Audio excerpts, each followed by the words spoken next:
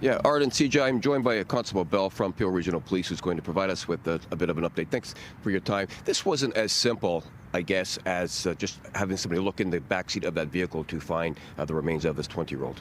No, sir, and that's the real troubling element here of this investigation.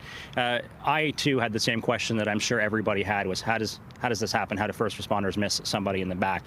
And it really required me to go and have a look at the vehicle to properly understand this, because I had the same questions. Right. And what I can tell you is that the collision was so violent and the deformation of the vehicle was so severe that the rear passenger compartment of that vehicle, a void was created, and the individual, our 20-year-old woman, the poor girl, was in that void, and because of the deformation and the crumple effect of that vehicle, she just was not visible to first responders. I know it's very early on. Are you able to tell whether or not it appeared as though she was wearing a seatbelt? At this point, I think it's a fair assumption that it's unlikely she was buckled in. But again, we're going to look into that more detailed, and to understand how something like this in the future can be prevented.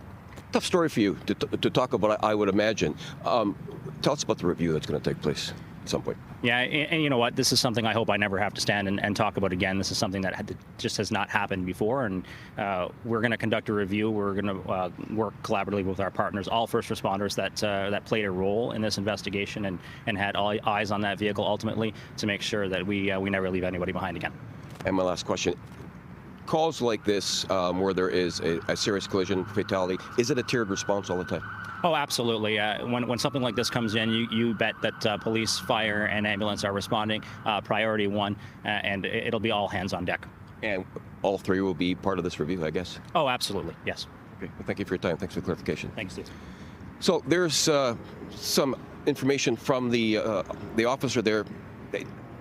As he said, heartbreaking story. It's not as simple as remains being missed in a vehicle. That vehicle was considerably damaged. If you have a look at some of the photos, and as the officer said, he had to go look at the vehicle, see the damage on that vehicle, and where the woman's remains were found was not easily seen right away. So review will take place, fire, ambulance, and paramedics to see what had been done and what, if anything, could change the outcome of what happened the other day.